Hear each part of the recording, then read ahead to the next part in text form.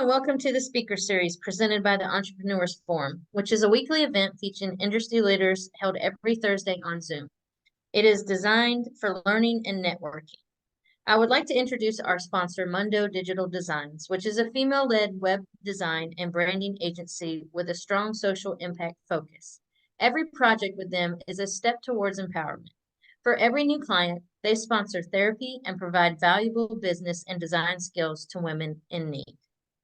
Today's episode is Radiant Resilience with Jessica Karwat and her special guest, Pascal Bachmann. I'm going to turn it over to you, Jessica. Amazing. Hello, hello. Welcome, everyone. Pascal just joined us, so we are excited to have you. I'm going to go ahead and share a little bit about Pascal before we get into the interview. So Pascal Bachmann's dynamic life journey spans personal growth, global exploration from the Swiss Alps to North Carolina, and a wealth of experiences in over 30 countries. As the founder of Strategy Achievers, a renowned global PR agency specializing in personal branding, Pascal brings over 25 years of expertise, having coached 20,000 individuals and established 8 businesses. Recognized by Forbes and Entrepreneur.com and more, Pascal empowers entrepreneurs through a holistic approach, emphasizing health, clarity, and business insight.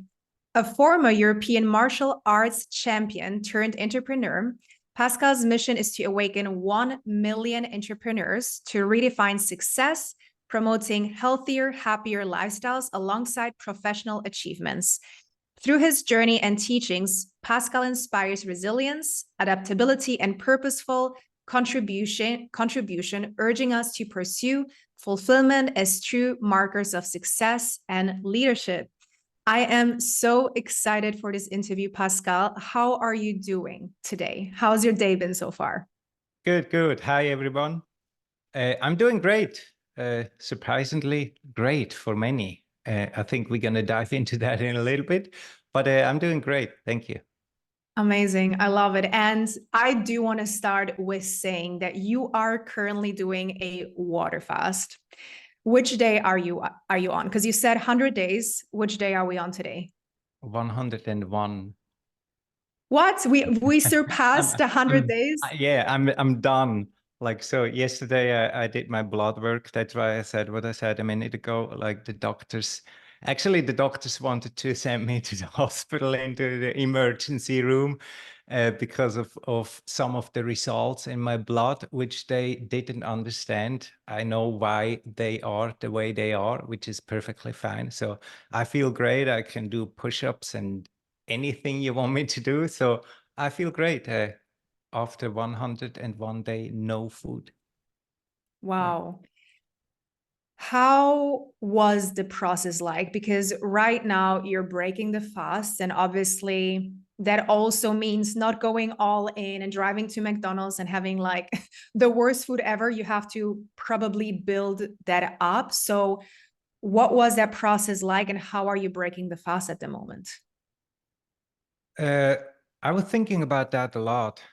And, you know, like I never eat bad stuff like McDonald's and stuff like that. Normally I'm on keto. I'm super clean and healthy. And my plan initially was to break the fast, or to do the refeeding phase very carefully, with 1 week of just green juicing, dandelion, celery juice, and stuff like that, the whole week, to rebuild acids that are able to break down the food, like the macros, basically protein, carbs, and fats. And then the first half of the second week, still having this green juice and smoothies. And the second half of the second week, I would add soups and slowly start to introduce fish, like salmon, just some proteins and stuff in the soup. And then, of course, prebiotics, probiotics, some supplements, and some fermented food. But basically, really to build up acids and have the right bacteria and slowly start to rebuild. But then I had a thought coming, and I had a discussion with my wife about it. And I thought, like, is this just the next belief that I have based on my personal experience, which is not an experience, it's just a belief that comes from someone else that had a belief and I believed it? Just like it's not possible to not eat 100 days and be healthy. Like all the people that tell us that, I'm talking specifically about me, in all areas of the life, basically, as an entrepreneur and everywhere, everything that we receive is a belief or an experience from someone else, which has nothing to do with me and who I am, with my passion, my vision, my identity, nothing. It's just something that we hear, we like it, we take it on, we believe it, and now it becomes our reality, not because it's the reality, it's the belief into that, which makes it our reality. So I talked to my wife and say, hey, like, if we go back in history, like our ancestors, they didn't eat for 3 or 4 months too. No food. And now they see this buffalo over there at the hill. So they needed to pull everything together, go kill that thing. And they didn't stop there and say, hey, let's start with 100 gram because we need to rebuild our asset. They just went for it. And that's why I told my wife, I probably just go by feeling. If I feel like a 16-ounce ribeye steak, I just go for it. And maybe I just demonstrate, to not say prove, the next belief that is wrong. Because again, all these people who say, this is how you have to do it, they never, ever, none of them didn't eat for 100 days. They think they have the science that back up all these things. But is it really like that? The only way to find it out for me is to just try it. I mean, what can happen? I have a stomach pain, I throw up or whatever, something that passed. And a few days later, I'm fine again. So I had this plan to rebuild and refeed slowly based on my logic and beliefs and all that stuff. And then I started to doubt it and said, like, just go with whatever you feel like. I know I go back into keto. But again, if it's a 16-ounce steak, I just go for it. I don't know yet. Mm. You know, when you and I spoke for the first time, what really fascinated me about you is that you're not only focused on being healthy, but it's the holistic approach to our mindset and our beliefs and what we truly believe will ultimately happen or manifest. So you going into this 100-day water fast, why did you do that? What was your motivation to do something that everyone would probably call extreme, you proving it's possible? Why did you want to do that? Why was it important for you to do? The important part for me was I didn't make the decision or the plan to do it. It just came through me. I took a shower in late October, early November, and that thought came, it's time for the 100-day fast, water fast. And I just took it, and it was kind of like a weird moment. I didn't think about it. I received, and I didn't even think about it. I just received, and the decision was made instantly. Went to the kitchen to my wife, told her, hey, I'm gonna do a 100-day water fast. She looked at me kind of like, okay, go for it. I support you. And then I decided to start on January 1st. So I ate the last time last year. And then I started to think about the reasons. What are the benefits, or why am I doing that actually? And what's the value for others came later in the process. But for me, mainly, it was 3 main reasons. And it started with number 1 till the end of the year, which is my health, my personal health. I just thought like, okay, I'm turning 50. I want to reset my body. I believe that we are born all 100% clean and pure. Our cells are not made to die. When we come, we produce new structure, new cells, new everything every single day. This is how we grow. This is how nature works. In fall, everything falls, and in spring, everything, like that's a cycle. It's produced new every single year. And I think our bodies have the same capacity, but we destroy it with our thoughts, with the way we eat, with all the things we do every day. And I just decided to reset completely. I wanted to have a clean blood, clean organs like liver, heart, colon, like everything. I wanted to be very clean and empty. I wanted all these parasites that not supposed to be in there to die and get rid of them, set a new foundation, and then start to rebuild for the next 50 years. That was my main thing. So I started to do colonics and enemas and all that kind of stuff. And then number two, in the process, because of a conversation I had with one of the Fortune 500 entrepreneurs, who is a film producer, and he was so fascinated, and he told me, hey, I need to make some phone calls. We need to do a series and documentary and a film about you and all that stuff based on how I grow up and this journey that you're doing right now with one of the largest film and movie producers in the world. And this is when I started to realize, like, it looks like this is something special I'm doing right now. Because for me, it was like, until then, like, what am I doing? Nothing. I just stopped eating. Like, no big deal. It's a decision, which is a commitment, and then you go for it. But I started to see the reaction, and this is when I started to say, okay, what could be the value for others? And the first thing, which is number two, that I then came up with is, I believe we need to stop believing everything authorities say just because they are authorities. Like, I respect doctors, I respect scientists, I respect everyone out there if they talk about their specific area. And often what happens is that we receive information and beliefs and materials into other areas that are not related to their special area, and we just adopt it and believe it. And I think we need to stop believe everything we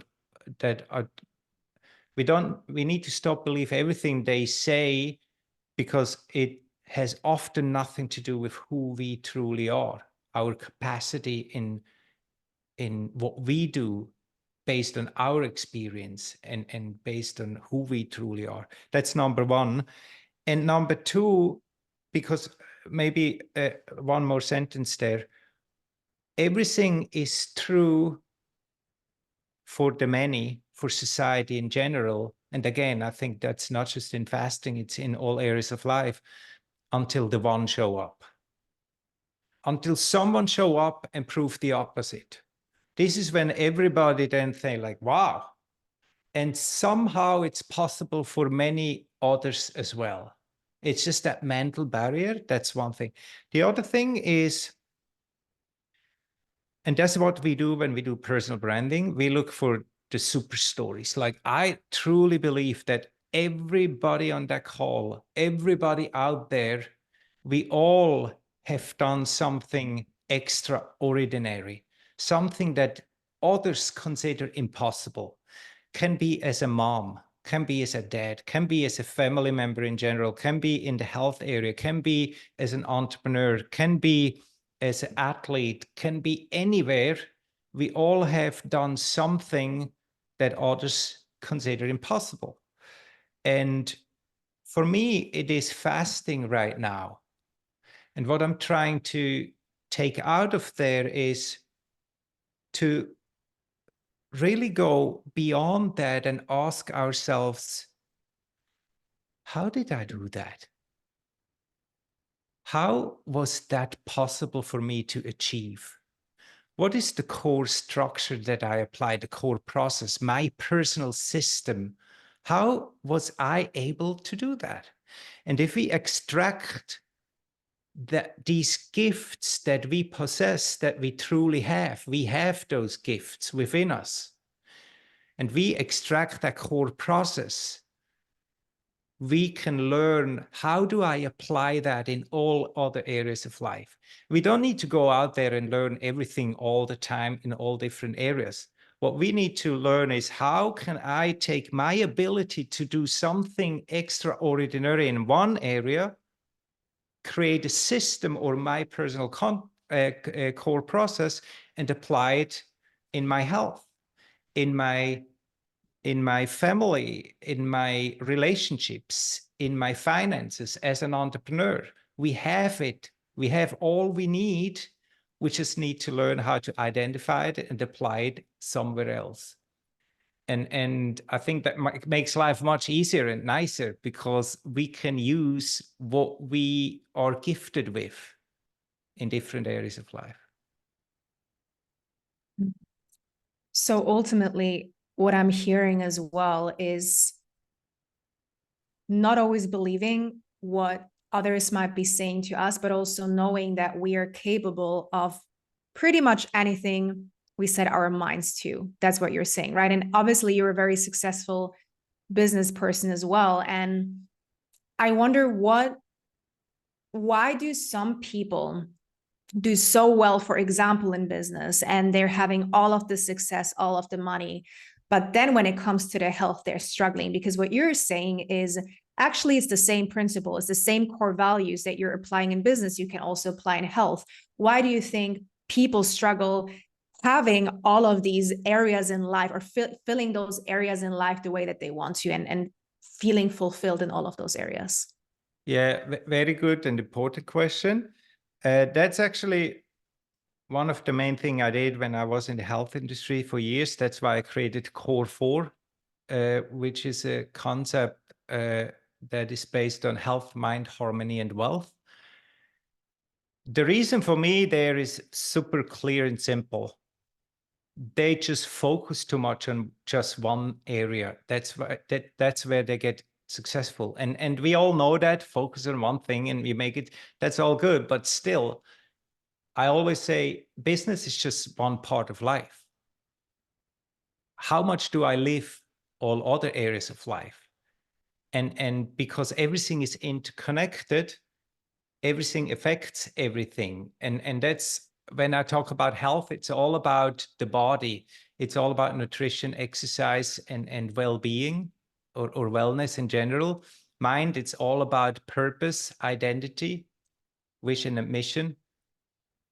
And if it comes to harmony, it's all about relationships with myself, with my creation, with my customers, with pretty much everybody. Fun and balance.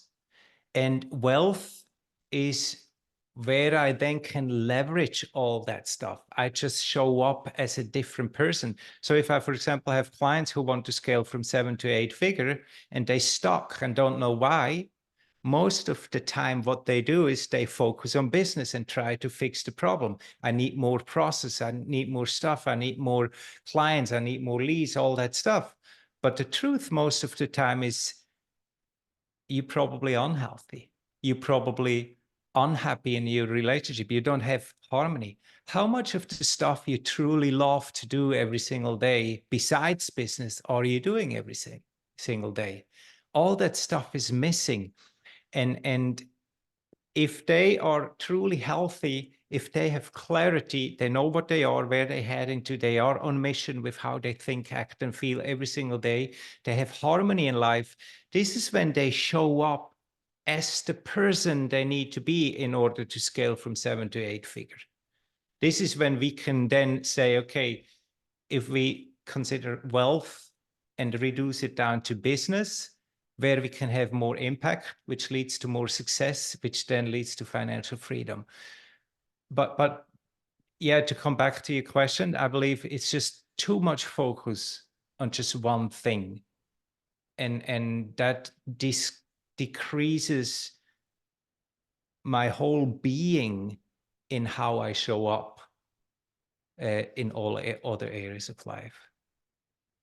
100%. And I was sharing, this with you previously as well. I work with women and help them, feel good inside and out in all areas of life. And sometimes I speak to women in business and entrepreneurs, and the reactions that I oftentimes get is, yeah, I'm too busy right now, stressed, like I need to make the money, otherwise things are not working well. And they're not making this connection. They're not understanding that the reason, how you say that they're struggling, is because they're not feeling good on the inside. But I feel like there's only so much I can do with words and prove it to them for them to make that connection. Why do you think that is? Why do you think people have this disconnection from understanding that it ultimately always starts with your own well-being first? I think it comes all down to beliefs. I mean, the 100-day fast is just one of the examples. If we extract the essence, it's the same everywhere. I think it comes down to beliefs. I had a call, I think 2 days ago, with a gentleman. They make 36 millions in revenue in his companies. He's doing a lot of things. And when I went into some of the topics, and that leads to your question, he was sharing his identity and his vision. So I asked him, how many visions do you have? For every company, its own vision, and how much are they connected to your life vision? How much is all that connection to your true identity as a human being?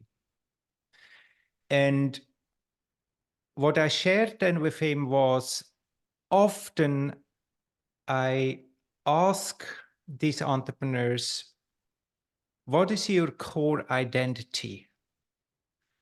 And what I get is a job description or the belief, I am the result of my past experiences.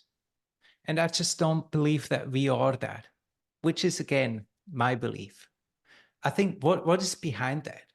Because if we say like, okay, one day we're going to all die. Do you agree? Yes, I most likely. So that means we're going to drop our body.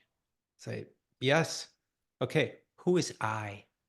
Who drops that body? So what is behind all that? Who are we truly as a human being, performing in all areas, as a father, as a family man, as an entrepreneur? That's the first thing. But to figure out who I truly am and feel comfortable with that is like a GPS.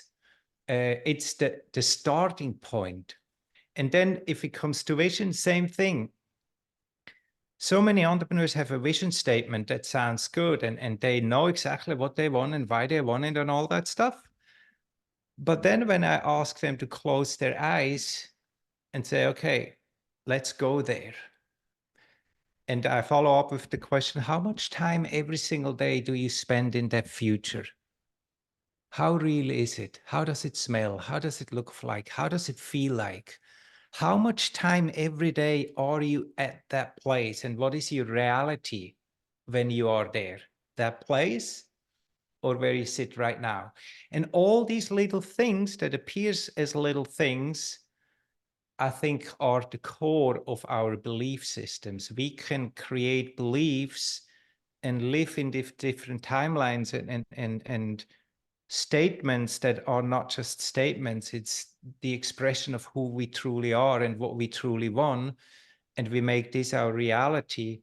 This creates what we want to experience. And to come back to your question, I believe the main reason for that is most of us don't do this kind of work based on beliefs that we have, and that's holding us back every time. And what I always recommend for everybody in that situation to do is take an area of your life where you're not happy, or where you feel like you don't get that, or you have a certain belief because of whatever it is. Analyze that area of life where you struggle or have a problem or something, and write your story and write down your belief. This is why I am where I am in these areas of life today. To really write down that story and become conscious of it. And what I do the next day or the next week, depending on how I work with them, I ask them to rewrite the story. The question then is, how do you want it to be instead? If you had that bottle with genie and you can make your wish, how would that situation be in a perfect world? And then they need to rewrite a completely different story. And for me, what we need to learn then is, what do I need to do in order to start believing that story, the new one, more than the previous one? And this is when magic happens. So that's why I say it comes all down to belief, because if we believe this more than what is currently in front of me, this is when we start to create, because beliefs creates behaviors, and behaviors creates outcomes creates emotions. We know that cycle. It's just a process. And this is what I believe is happening when we say we are the creator of our own life. We have that choice. We can choose what we believe. We always can say, is that stone in my way over there the next roadblock, the next problem? Or is that stone the next building block for a stable foundation of my life? That's the choice. It's the same stone in the same way on my path. I can choose based on my perception, based on my belief, based on my decisions. I'm gonna create something that I will experience. But it's not happening to us. Yes, it happens for us, but it also happens through us based on our choices. Long answer, sorry. All good. I love it. I think the whole belief work is so fundamental. And I have a follow-up question on that one, because I feel like, and I've been doing that as well, that a lot of times I do the belief work and I'm like, okay, this is my current belief. It's not serving me. I'm very aware. And I rewrite this belief, or I create this new story. And then I wait for things to happen and they don't happen. And then I'm like, well, is it me? Am I still not fully believing that? Because a lot of people, you might call it differently. They live outside in, right? It's like, oh, things are happening on the outside. Now I can believe that it's working for me. How do you turn it the other way around, where you say, no matter what happens outside of me, I am the creator of my life. I believe it's possible. And I'm okay with waiting 1, 2, 10 years until the evidence shows to me on the outside that is working. Does it make sense? Yeah.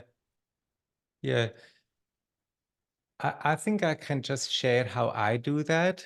And I think everybody is different, because at the end, there's always things that we are not conscious of, very deep rooted. And that goes back to limiting beliefs, negative emotions in the past that prove the opposite all the time, that play into that. I try to use 3 things for myself in these situations. First, I increase the awareness when these thoughts that I know don't support the outcome of what I actually desire appear. I increase the awareness and I just try to let them go. I try to become aware of that, try to let it go. Number 2, when I do that kind of work, I try to be without expectations. The question for me is like, do I believe or do I truly have faith and trust 100%? Because this is when I don't expect. I just let go. It's done. If I order something online, I don't wonder. I just like, it will appear. I don't think about it. I don't expect it. I don't like, I make the order, I press start, boom, gone. And a few days later, the stuff is in front of my door. There's no expectation, there's no thought process involved, nothing. And number 3 is I don't really care too much. I think often we give all the things that we want to have, experience, too much meaning. And at the end, if we go into the spiritual part here, nothing have a meaning. Everything that has meaning have only the meaning that we give to it. It's like we attach these labels of meaning. And I did a post a few weeks about that. For example, that excellence award there has a meaning for me because I was on stage in the Lee Strasberg and did a speech and all that stuff. But that meaningless for everybody else in the world. Like, who cares? Nobody knows, nobody cares. But we give all these meanings to our family members, to our, like everything in life, but actually everything is neutral. And if it comes to these things specifically that we desire, that we want, I think there's something greater. Is it ego-based? Is it really a desire from within? What is it? And at the end, we attach something to it, which can become a roadblock, which creates expectations. And I just try to really consciously let these things go and just do my work and let it go completely. But that works for me. Mm. How do you trust the process of letting go? Because obviously you've also been through a lot. You grew up, you had already so much experience growing up, the way that you grew up. You've done so many things in your life, and there were probably disappointments, things that didn't work out, but also successes. And how did you build that trust and that faith that you're okay with the outcome? You trust that it's going to come, and you're able to detach yourself from that, despite the experiences that you had that maybe weren't the best experiences to prove that to you. I think it's accumulation of situations that build that trust. I mean, growing up in an orphanage, being homeless, making millions, losing it all that stuff. At the end, when I came back to my core being, and I'm brutally honest to myself, I always felt good. I always got up in the morning. I was able to breathe. I had enough food, even if I stolen it in a store. I was able to enjoy nature. I was here. There was never anything that I needed more than just be. And everything else is again a desire based on ego or based on whatever. But if I'm again truly honest, going within, I was always me. Doesn't matter where I was, under the bridge, in a luxury hotel, like all I did is sleep. Sometimes I felt comfortable, sometimes not, but I think it's the accumulation of all these different situations, having it all and having nothing, and kind of like consciously detach myself from these different environments and go within and ask myself truly, who are you and how do you truly feel, without valuing all the things that you have or don't have in both areas. Because often what we do is we value things super high if it's comfortable and luxury and all that stuff. And we tend to complain if it's the opposite, if we feel cold and if the heater doesn't work and all that kind of stuff. But at the end, we are still here. We can still be nice to other people. We can be caring. We can feel empathy. We can laugh. We can listen. We can share. And all those things at the end matters. And everything else is nice to have. I want to touch on, you have a very strong opinion when it comes to how health issues manifest in our body, right? You think, and this is what one thing that you said to me, is that it's all about what we eat, how we treat our bodies, and our mindset. Can you speak on that a little bit more? And why do you think it's important for people to realize that a lot of the health issues that they create is based on their lifestyle and more? Yeah, I started with the why first. And then I backed that up. And it's about 95%. When I had a franchise, we treated more than 20,000 people, and all of them got asked the same questions, and we did actually 2 studies. Everybody that came in with a health problem, physically or mentally, went through a series of questions.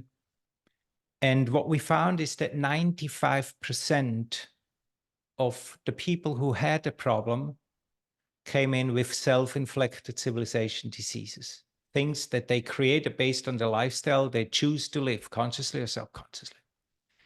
95%.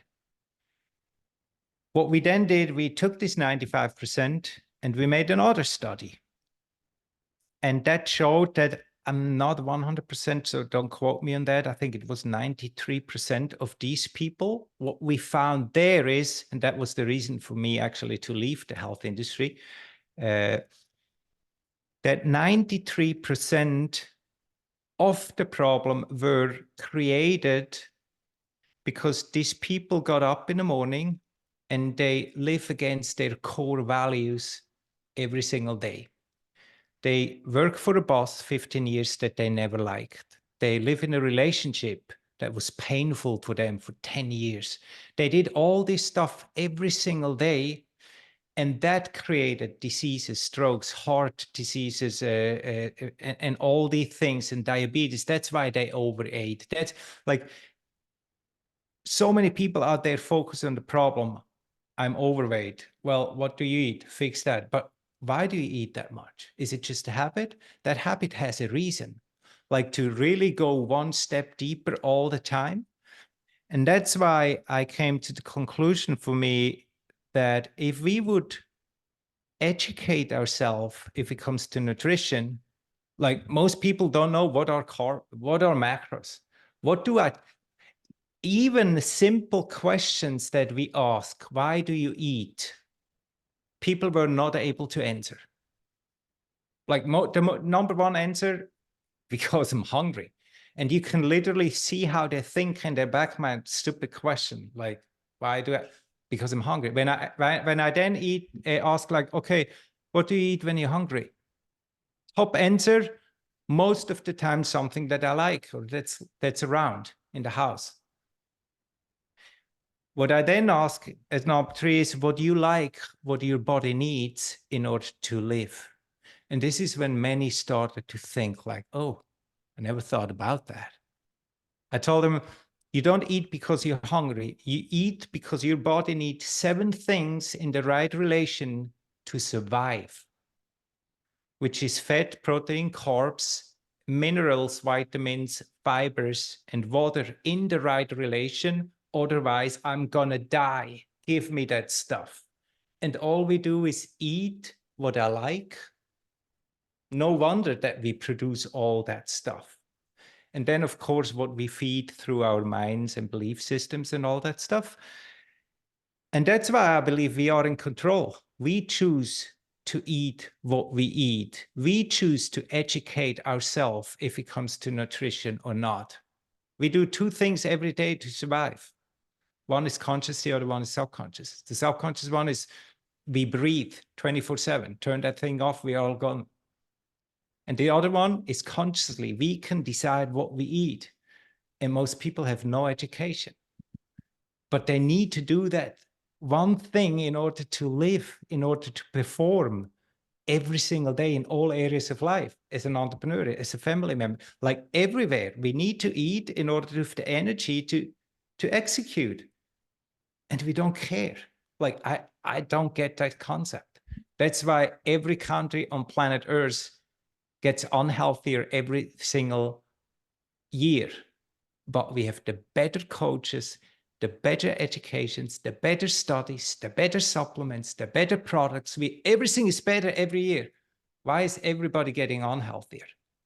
Like, something is going wrong there. And that's why I believe, and that's one of my core values. My 3 core values is love, responsibility, and harmony. That's our responsibility. We are in charge. It's us. It's never them. It's always us everywhere. And if I'm unhealthy in any area of life, and I have the excuse, well, it's my genes. Well, that's an excuse, first place. Plus, if you know it's your genes, you know already what it is, and you can do something against it. Why don't you act? That's why I have a very strong opinion there. I was about to mention the genes thing.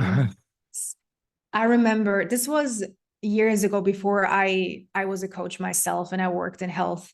I remember my mom said this to me. She was like, well, you know, my grandmother died from, I think she had diabetes. My mother is sick. Like, everyone in my family died because of a sickness. It's going to happen to me too. And I remember that so vividly, that she said that to me. And I was like, oh my God, maybe she's right. Maybe she's right that it's going to happen to her too. And then I'm like, why is she even saying this to herself? She's literally creating this belief. And now she's living with this belief every single day, waiting for the day that something happens. Expectations. Right? Subconscious expectation. Yeah. It's crazy. It's insane to me. And I've had clients come to me as well. Oh, it's my genetics. All of my family is overweight. I'm like, so what? So what? Like, that has nothing to do with you. So can you talk on like the mindset stuff? Because I know you talk a lot about beliefs, but I think, I'm European. I'm from Germany. So right now I live in Marbella in Spain, and I walk around and I have this conversation with my partner. I'm like, everyone here is so fit. Like, you see on the weekend, everyone is like at the beach, going on long walks. Everyone is fit. Everyone is healthy. And then I travel to the US and I'm like, wow. And everyone looks so different. And I see the difference of how I feel as well. I try to eat as much organic food. I try to like go to the supermarket and pick the best food, and I still don't feel great.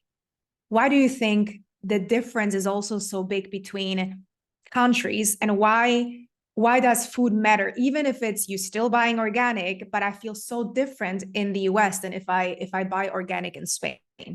I feel like it's two different worlds. Yeah.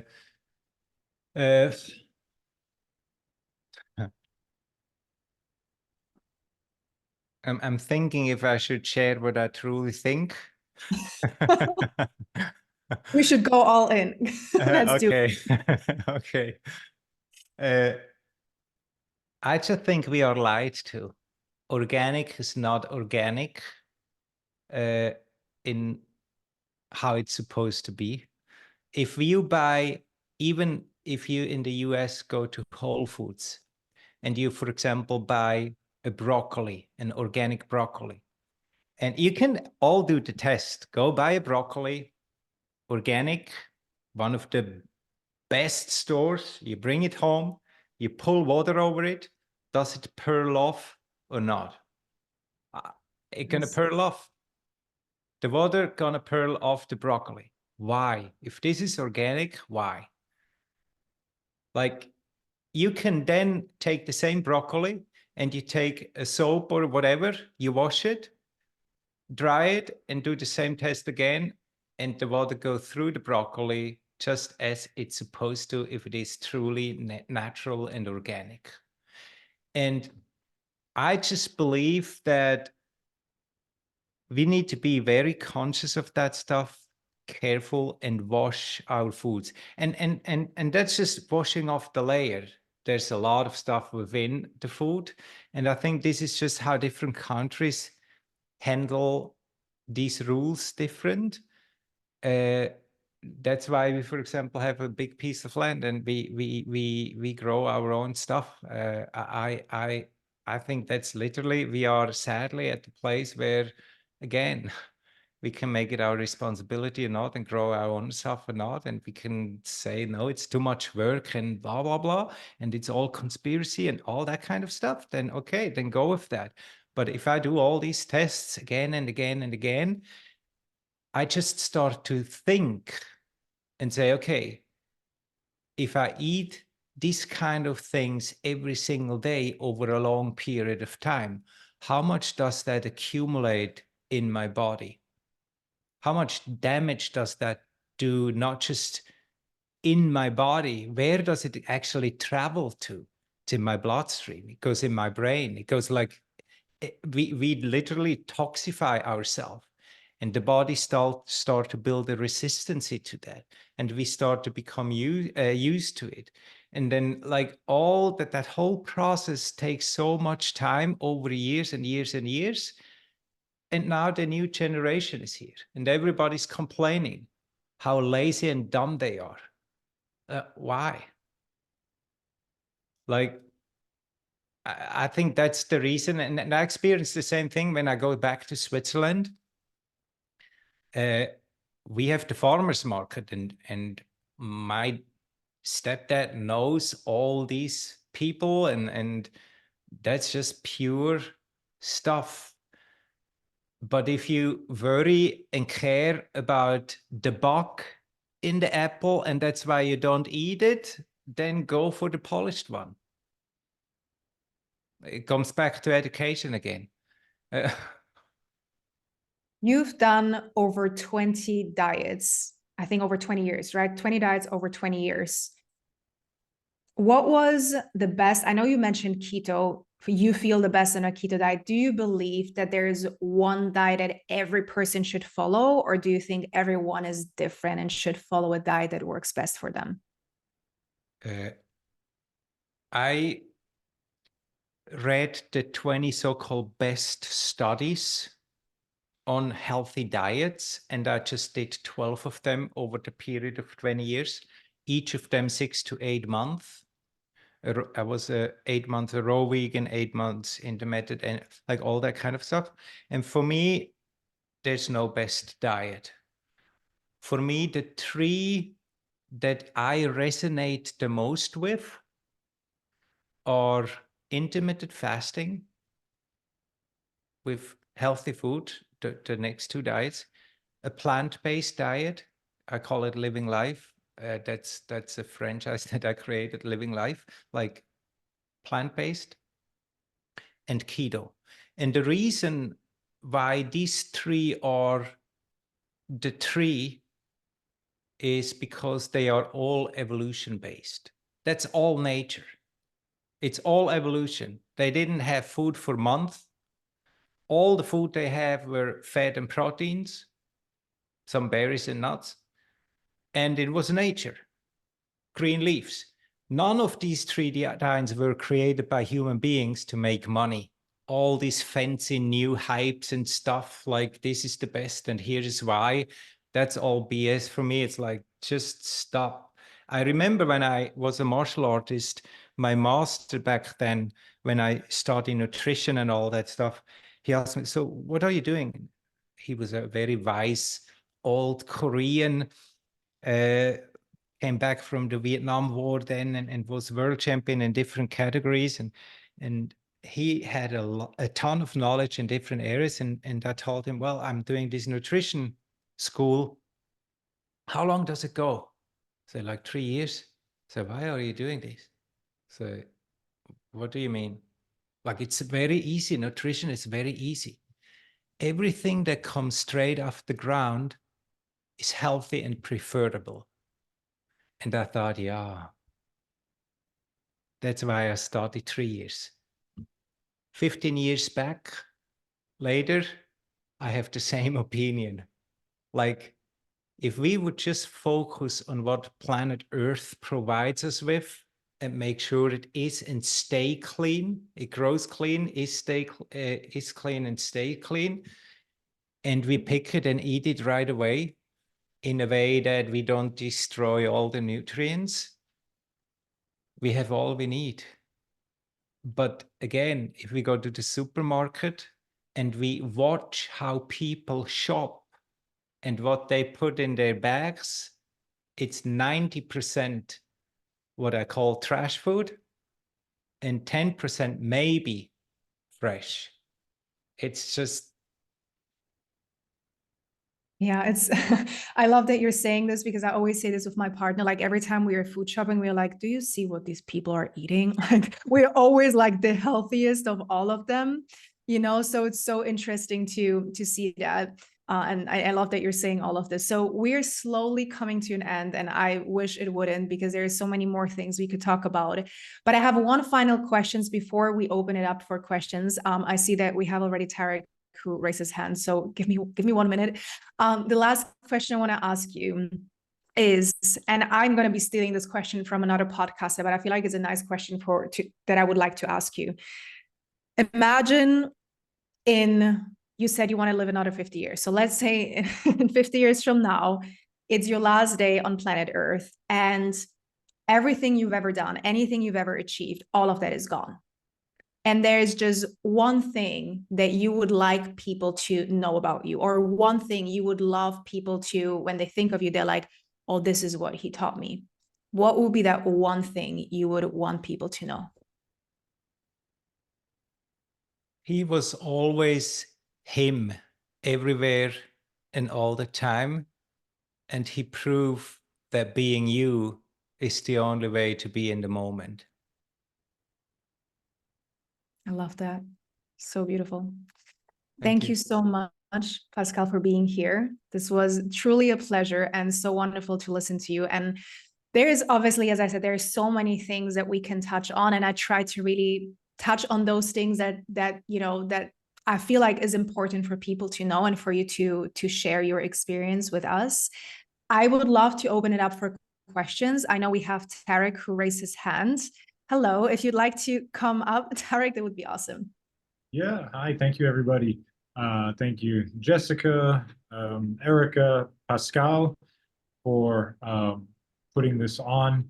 I have just really a simple question.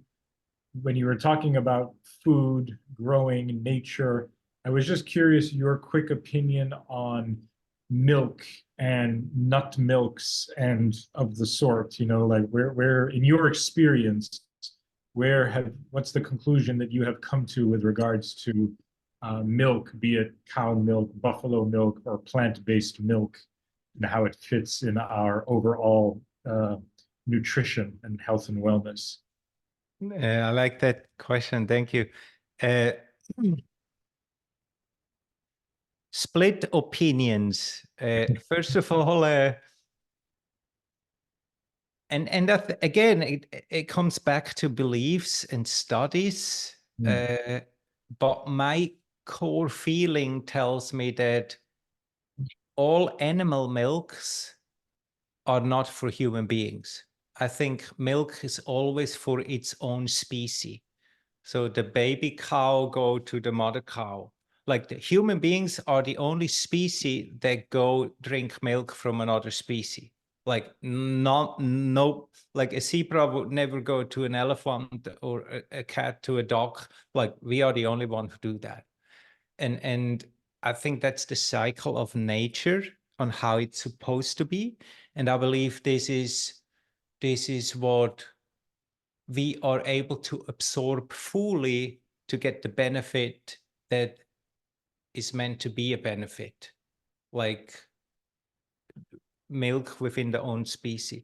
If it comes to, and why I mentioned studies and stuff like that, there are actually studies, if you believe them or not, it's another thing, that say that human beings are not able to absorb the calcium from cow milk. But everybody's talking about you need to drink a lot of milk because we need the calcium for our bones and stuff like that. Yeah, but I come back to the core and say, for me, it makes sense that we only drink milk from human beings when we are baby in order to get raised and grow. If it comes to plant milk like soy, and soy is a completely different story again, but almonds and stuff like that, I don't know. When I do almond milk, for example, or cashew, I do it myself.